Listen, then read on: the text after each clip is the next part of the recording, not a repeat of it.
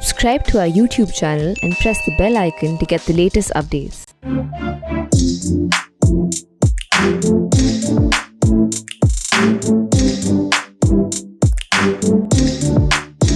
Hello and welcome to Softcover, the Print's new platform to launch books online. Today's launch is of a book called On the Move. It details the journey of Mr. Hari Khemka as an entrepreneur. And it's a book that's a part of the HarperCollins publication. Welcome, Mr. Khemka. Thank you so much for joining in. We'll first launch your book, sir, and then we'll take questions. All right. Okay.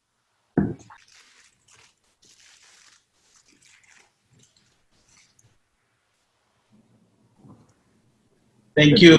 Book, sir, congratulations. Yeah. I want to begin by asking you, sir, that how is it being an entrepreneur in a country like India? Well, India, I feel, is a country of immense opportunities. The only thing is that whatever opportunity comes your way, you should explore it and not just ignore it. So India is a good country, and over the years, since I joined business and now, India has opened up to the world. So, I mean, it's the only emerging economy, I would say, in the world. Right. So, you became an entrepreneur in the 70s and now it's 2020. How do you think the life has changed for an entrepreneur from those years to now? See, as I would say that life is a journey rather than a destination. When I started my journey, we followed the old school of Marwadi thought, which was called the daily Padta system, profit and loss system, which was a very different approach. Now, things have totally changed. All business information is available at a click of mouse. Right. In our days, when we joined business, it was we would gather information from our relationships, ask people if you know someone or if you can suggest. But now it's totally at the click of a mouse. Today's world, technology has enabled customer engagement and reduced costs, thereby increasing disposable income, and helped us become a leading and successful company nationwide. Right, sir. So, but how has it been in terms of doing business, like dealing with governments, dealing with the red tape? I'm sure the red tape has come down over the years. See, I would say that with the liberalization and especially with the current government, things have totally changed.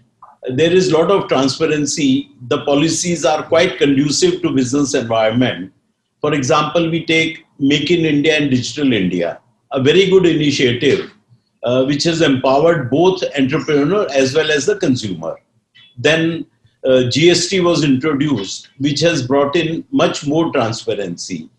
Then again, this Atmanirbhar Bharat, which recently the government is giving a lot of pressure to not to depend on any other country. Right. So this has made us more self-reliant, and the dependency on imports have reduced while the exports of the country are being boosted. So it is indeed a biggest growth that has led Indian market to the independent and grow confidently.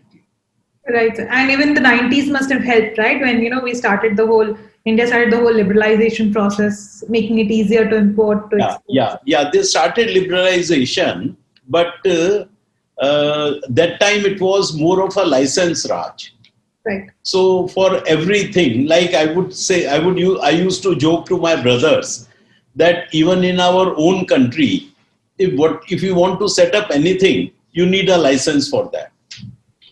So now things are totally quite different, and especially when we see in other countries where setting up any plant is just a cakewalk. We feel that still we have some long way to go. Right, sir. So that is, I think, indicative in a lot of the ease of doing business indicators also, right? Where Right, right. India has improved, but there is some, there's still some time to go where, we break into the top 10. So I also, you've undertaken many ventures, right from textiles to paper to, now security. And in the middle, you also dabbled in trade, in manufacturing. Which would you say was your riskiest venture? Well, I never evaluated the risk factor in whatever. See, only thing I evaluated was that it should be viable and we can do it. So, with all the connections and all my relationships and all, I mean, of course, the riskiest was manufacture of thermowares. But again, because when we started, we were doing almost 100% exports to the Middle East countries and all. But then slowly, with the competition from China and other countries, our exports dropped. And when my brother took it over, I mean, he was not interested in exports. So that's why it was probably a risky proposition, but still it is going on. Right. He's handling it, yeah. Okay. Also, you've had your fair share of successes, a few failures also. How do you, continue being an entrepreneur despite the failures? See, that driving spirit should be there. If we just feel that if we have failed once, so we should give up. So that never give up spirit has to be there. So, and secondly, I was born in a traditionally Marwadi family with strong ethos and beliefs. So that Marwadi ethics, which I am very sorry to say now that those ethics are fading in the business environment. Right. So I mean, everything. See, one or two failures is there. That's in everything. And but my passion for recognition and to attain a success in the corporate world, that really helped me move forward. Right. So you founded CP Plus. It's one of the largest security agencies in the world. How would you detail your journey till there and the reasons why you took the plunge into that kind of a high tech business? See, our high tech business started when we introduced LG computer products to India. So that also started by accident because we were never into computers. And there was a general belief that in computers, everything has a very short shelf life. So the things become obsolete. But then when I met the regional director of LG, he said that LG is making mainly two products, color monitors and optical drives, which will not become obsolete in many years.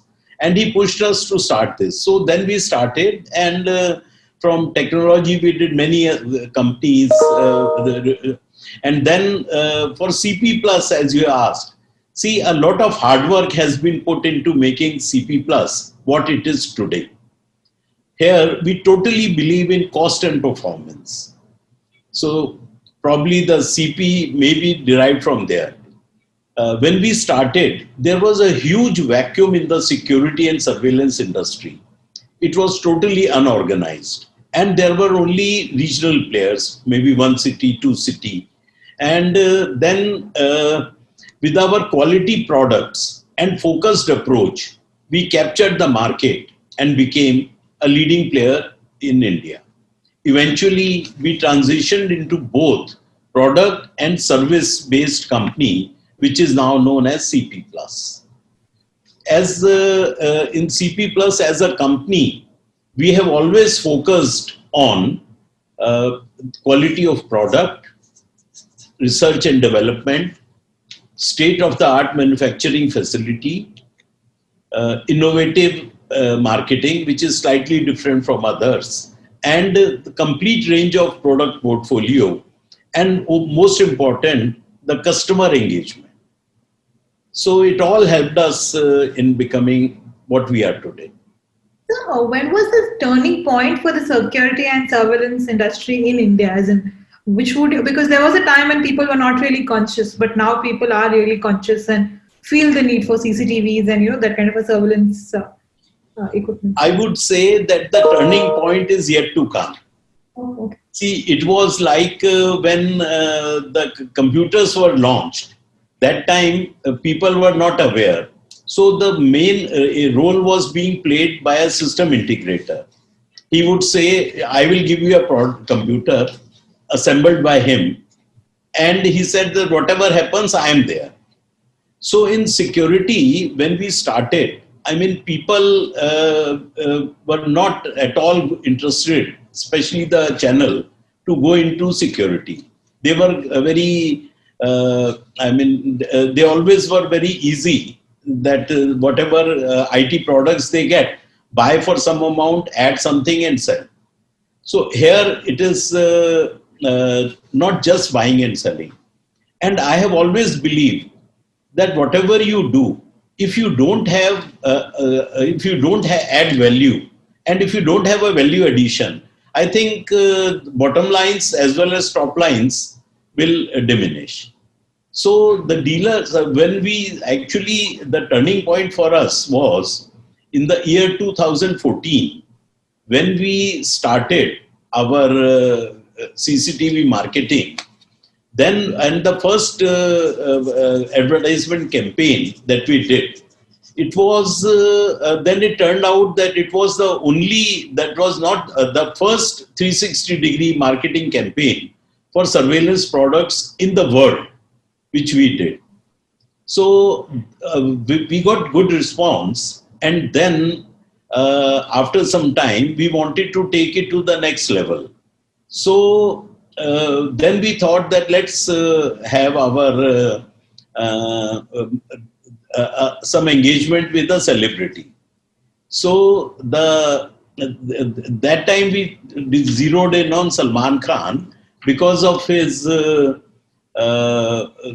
connection with masses and dedicated followers. So it helped us in increase our brand awareness significantly, especially with the people who never knew which brand of security products you have to buy. So as a result, CP Plus became synonym with CCTV, and our tagline, "Upar wala sab dekh raha hai," was immensely successful. Even today, you ask anyone, do you know CP Plus? He might say, I know. But when you say, Upar wala sab dekha hai, so everyone will say, yes, we know CP Plus. You managed to strike chord with the masses. Sir, I also, you've dabbled your hand in like many industries. Any industry which you think you should have entered and you haven't so far?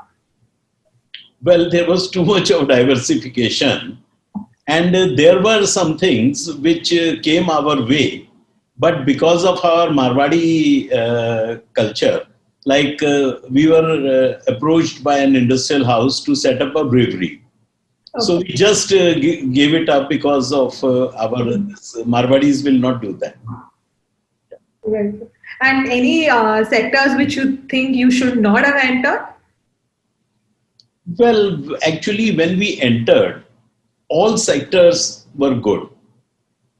But then with the competition, where we did not innovate, there probably the markets become, the markets became much more competitive, thereby making it less lucrative. And that is the reason why we exited one or two of the segments that we were in. Right. So, if we will look in today's startup world, there are many companies, which are now at least 10, 12 years old, but are yet to make profits. How important do you think it is, for a startup venture to like eventually, make profits, say after 3 years or 5 years? See, actually, that is very important. But the irony is that many of our startups, after maybe 7, 8 years, 10 years, they are in losses. But what they do, that they survive on the share market valuation. Right. So if, but see, companies may be in loss, but might have become a unicorn. So that's something which is the irony of it. And now most of the new startups, the moment they get funding, they want to have the awareness and they really blow up the money, which I feel is not a healthy business. So startups should aim at profitability at least Of course, in a few they years. should have a plan for bottom lines, maybe after 2 years or 3 years or 4 years, but eventually they should have make profits. Right. What is the strategy that you have followed, sir, for your businesses? First year profitability, second year profitability. How have you planned your ventures? See, we have always, mainly what happened was with us, our growth relies on competitiveness and innovations, skill and productivity. So competitiveness is what drives the business towards achieving excellence.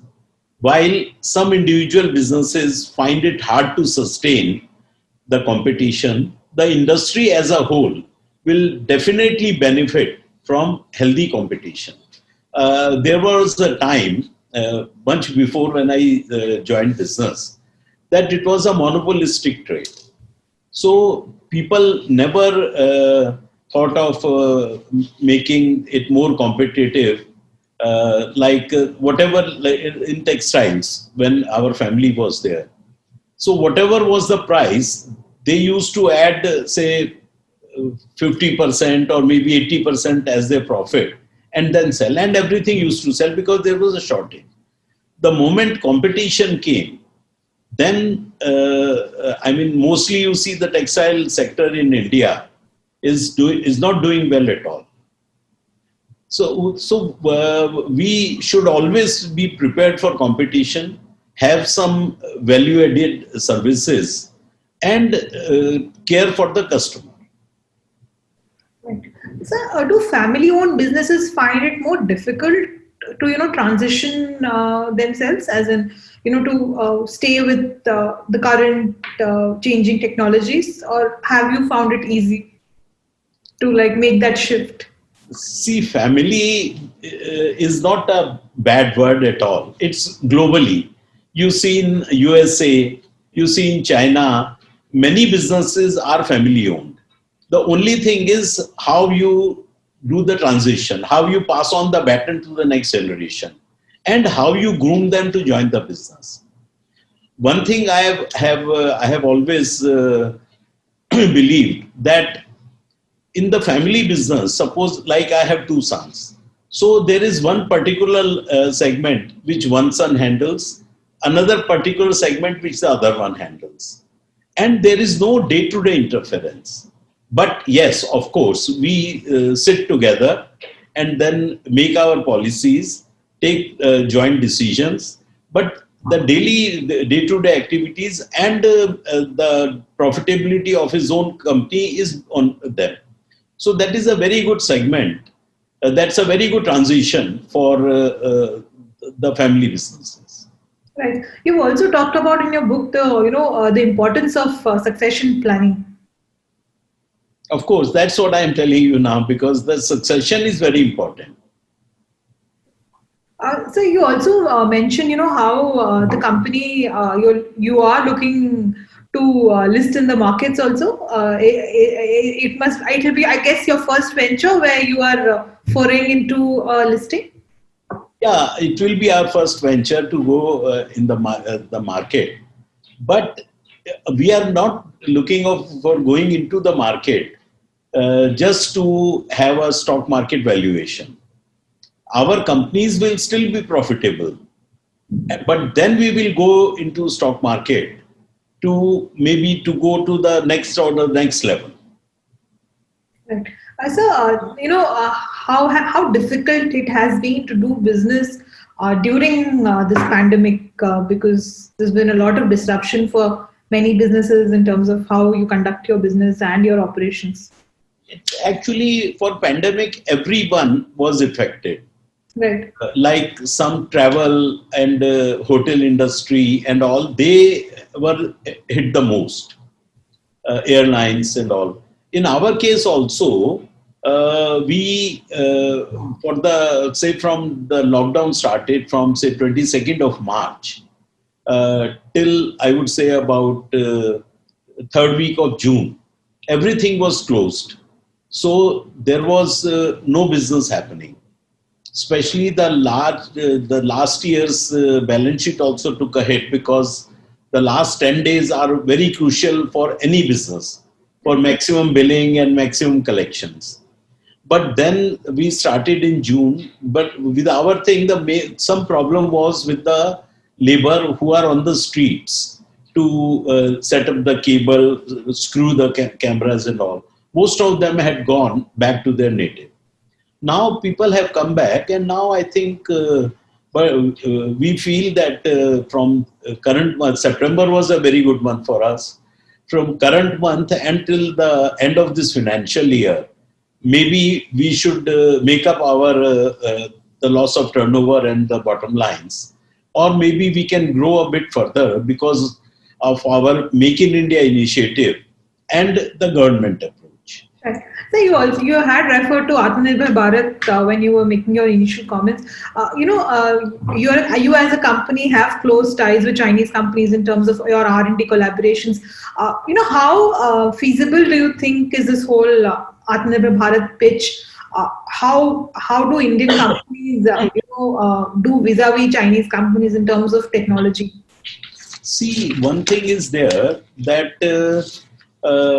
I think during this lockdown, we had many talks with many of our big politicians, maybe Nitin Gadkari, Piyush Goyal and all. And we put up our concern that we should have some, still some key components are still being imported from China.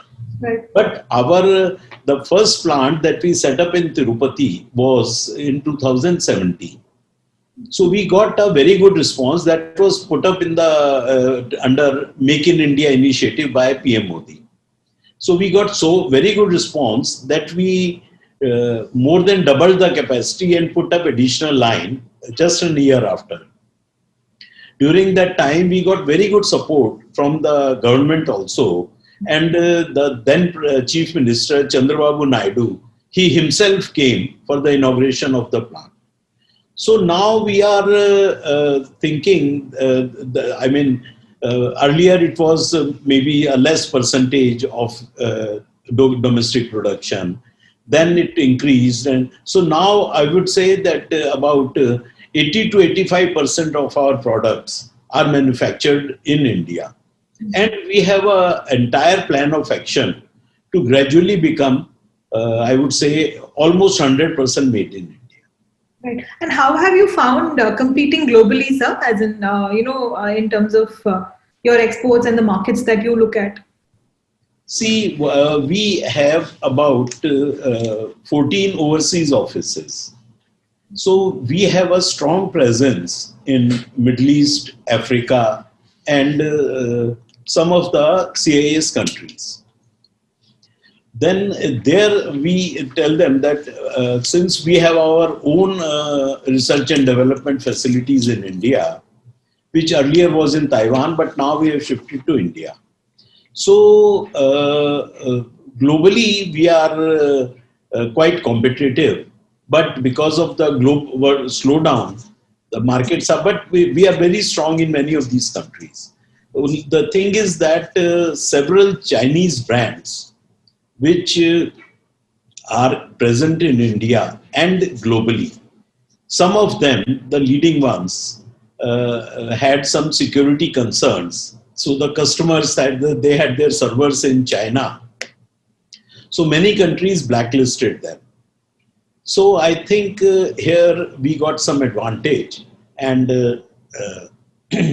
globally we are becoming very competitive. Our thrust is mainly in India, and but globally we are also going now, and especially because we have economies of scale. We are one of the largest players in India. And so if we offload some stocks globally, then we become very competitive. So you've been actually able to step into the space that some of the Chinese companies may have vacated because the concerns, the security concerns that global companies, many other countries had. See, the Chinese companies, they will not easily exit. They have a very strong financial muscle. So even they can sustain losses for maybe for a long time.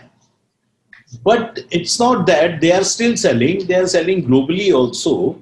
But we are trying to compete with them.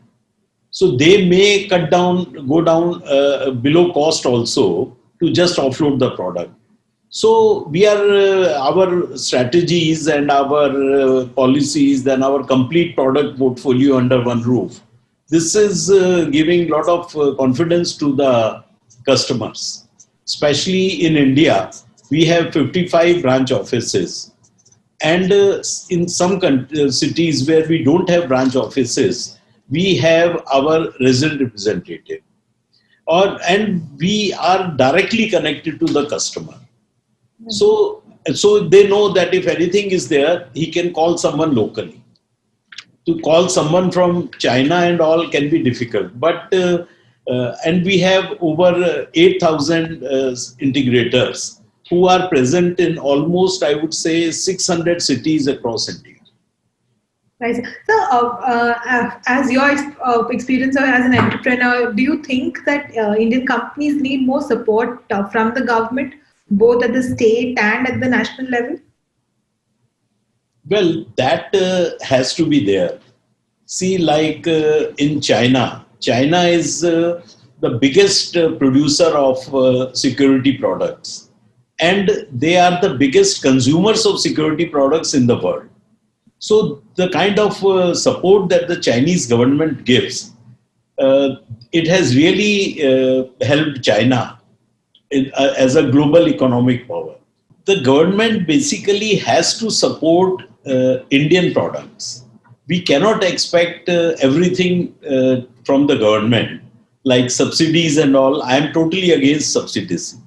So you should be competitive on your own rather than depending on the government. And there should not be any licenses, which fortunately in the present regime are not there.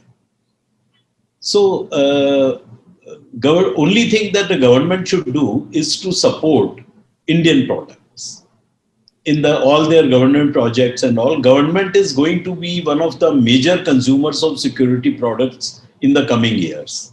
So there is lot to be lot required by the government, but that's it and nothing more. Right. In fact, this government has placed a lot of importance on local sourcing, right? Because many of the government procurements are now, they have put in clauses there to encourage local sourcing. No, they are doing this key local. They are encouraging local, but what we thought that what Make in India will do, I think that has not done that well.